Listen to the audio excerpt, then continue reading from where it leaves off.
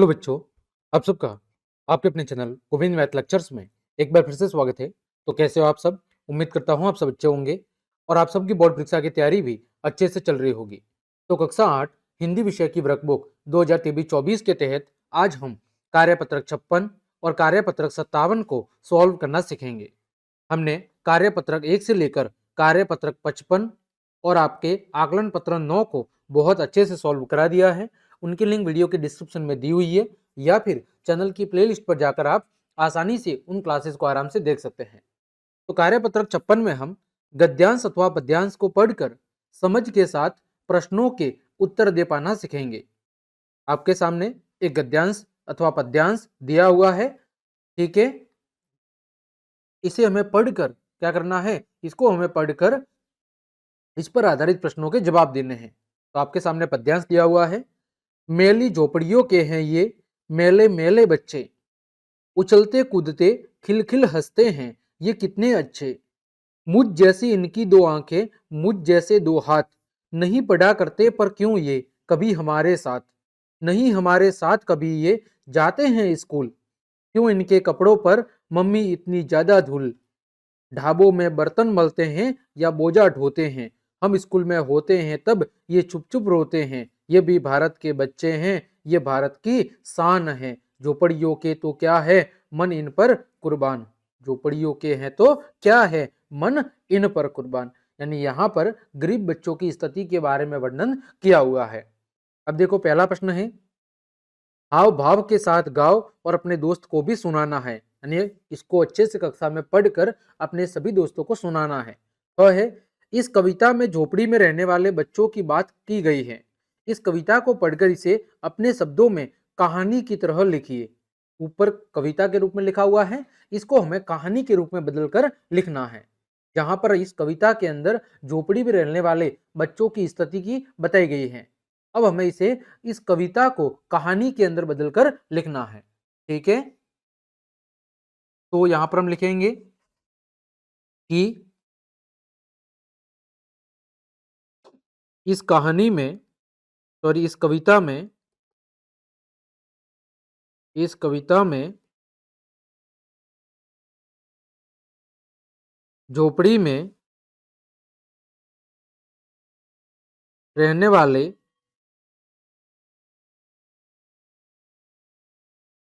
बच्चों की बात की गई है। ठीक है, जो बच्चे जो बच्चे गरीब परिवार से होते हैं, जो बच्चे गरीब परिवार से होते हैं, वे झोपड़ियों में रहते हैं। कहाँ पर रहते हैं? वे झोपड़ियों में रहते हैं। ठीक है, मैले और गंदे कपड़े पहना करते हैं। मैले और गंदे कपड़े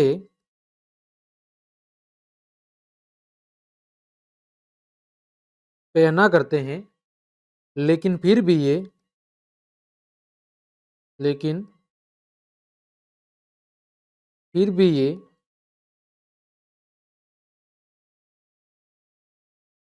उछलते कूदते लेकिन फिर भी ये उछलते कूदते खिलखिलाकर हंसते हैं।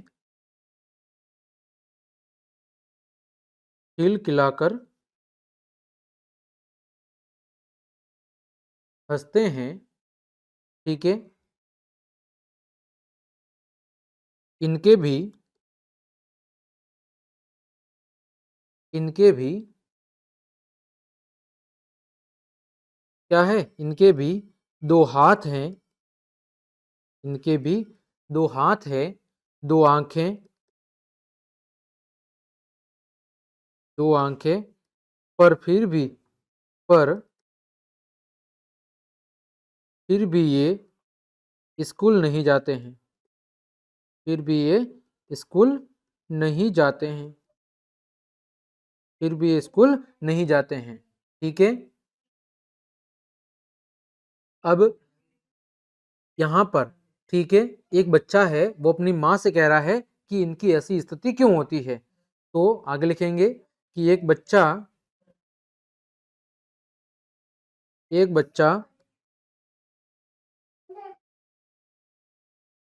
अपनी माँ से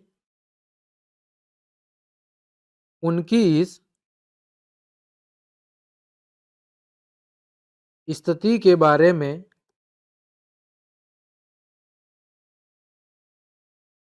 जानने के लिए, ठीक है, एक बच्चा अपनी माँ से उनकी स्थिति के जानने के बारे में क्या करता है, प्रश्न पूछता है। प्रश्न पूछता है तो, ठीक है, प्रश्न पूछता है तो उनकी जो माँ है वो समझाती है कि ये कम उम्र में ही काम पर लग जाते हैं। क्यों? क्योंकि इन पर घर की क्या होती है, जिम्मेदारियां होती है। ठीक है, अपनी माँ से इस स्थिति में बारे में जानने के लिए क्या करता है, प्रश्न पूछता है। तो माँ उस बच्चे को बताती है कि माँ उस बच्चे को बताती है कि, ठीक है, ये ये ढाबों पर क्या करते हैं, ढाबों पर बर्तन मलते हैं अथवा बोझा ढोते हैं, अथवा बोझा ढोते हैं। ठीक है, उनकी माँ क्या कह रही है कि ये कम उम्र के अंदर ही क्या करते हैं, या तो ढाबों पर बर्तन मलते हैं अथवा बोझा ढोते हैं। ठीक है, आगे वो बच्चा उनकी माँ से पूछ रहा है कि ये भी भारत के बच्चे हैं। ठीक है, ये भी भारत के बच्चे हैं और भारत की क्या है, शान है, इन्हें भी स्कूल जाने चाहिए। आगे कह रहा है, आगे बच्चा कहता है, आगे बच्चा अपनी माँ से कहता है, अपनी माँ से कहता है कि ये भी क्या है, ये भी भारत के बच्चे हैं और भारत की शान है। ये भी भारत के क्या है, ये भी भारत के बच्चे हैं और भारत की क्या है, और भारत की शान है, और भारत की शान है। अतः इन्हें भी, अतः इन्हें भी हमारी तरह कहा जाना चाहिए, इन्हें भी हमारी तरह स्कूल जाना चाहिए। तो इन्हें भी हमारी तरह कहा जाना चाहिए, स्कूल जाना चाहिए। ठीक है, तो इस कविता के अंदर या कहानी के अंदर एक गरीब परिवार में रहने वाले बच्चों की स्थिति के बारे में क्या किया गया है, वर्णन किया गया है। ठीक, आगे बात करें, कार्यपत्रक 57, विषय वस्तु को पढ़कर विश्लेषण कर पाना।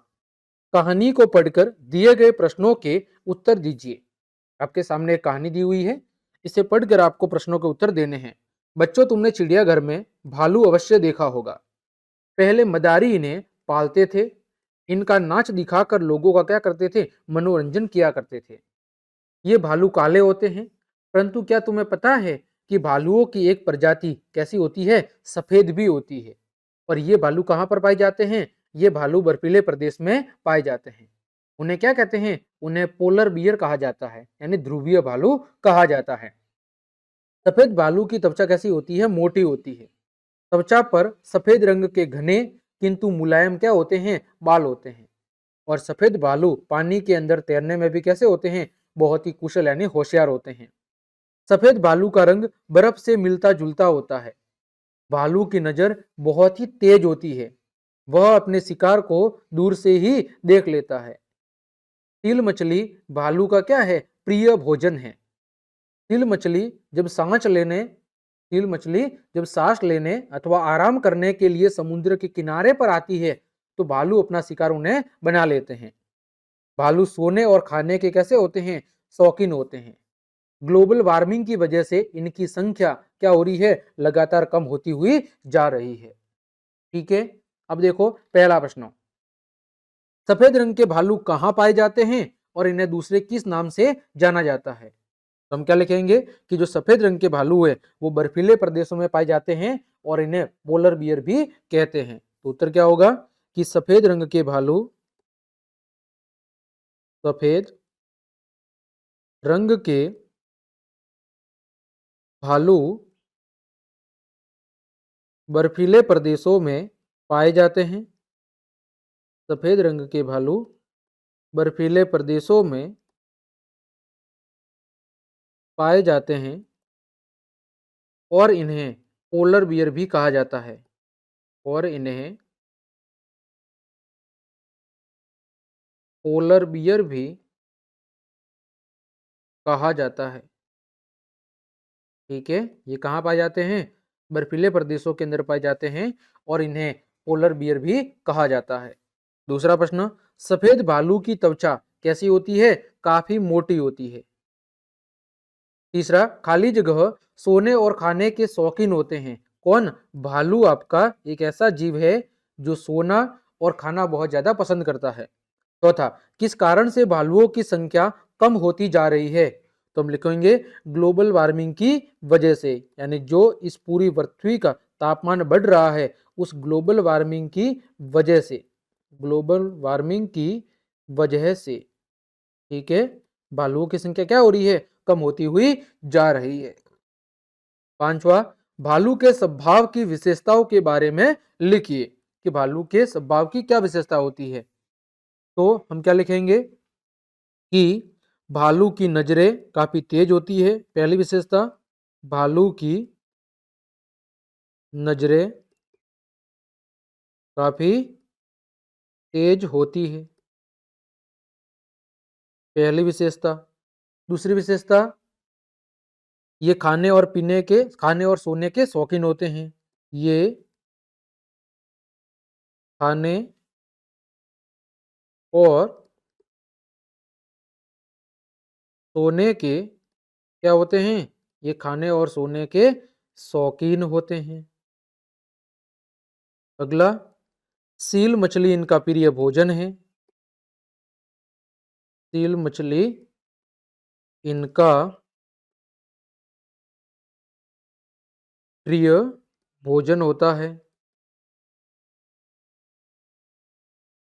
ठीक है, ये इनकी क्या है, ये इनकी महत्वपूर्ण विशेषता है। छठा, आप ऊंट के बारे में इसी प्रकार से लिखिए। ठीक है, ऊंट के बारे में भी लिखना है। तो हम लिखेंगे कि ऊंट को रेगिस्तान का जहाज कहते हैं। ऊंट को क्या कहते हैं, ऊंट को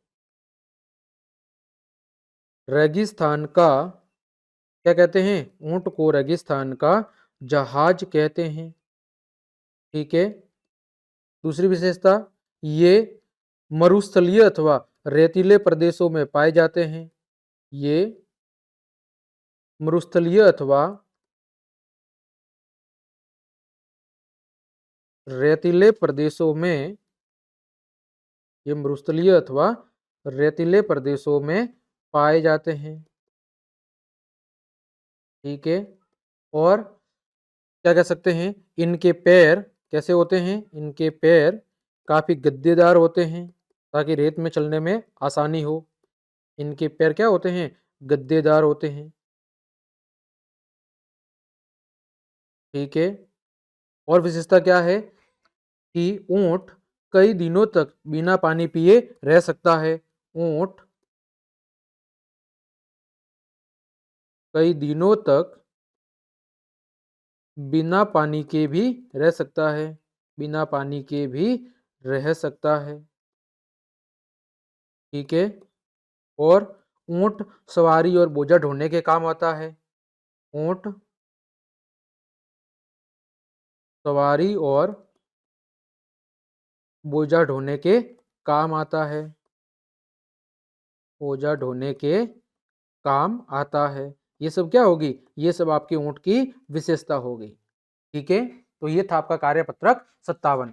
उम्मीद करता हूं कार्यपत्रक आपका 56 और 57 दोनों आपको अच्छे समझ में आए होंगे। तो क्लास देखने के लिए आप सभी का धन्यवाद। यदि आपको मेरी क्लास और मेहनत पसंद आई है तो फिर लाइक, कमेंट, शेयर और सब्सक्राइब जरूर करें। आज के लिए इतना ही। जय हिंद, जय भारत।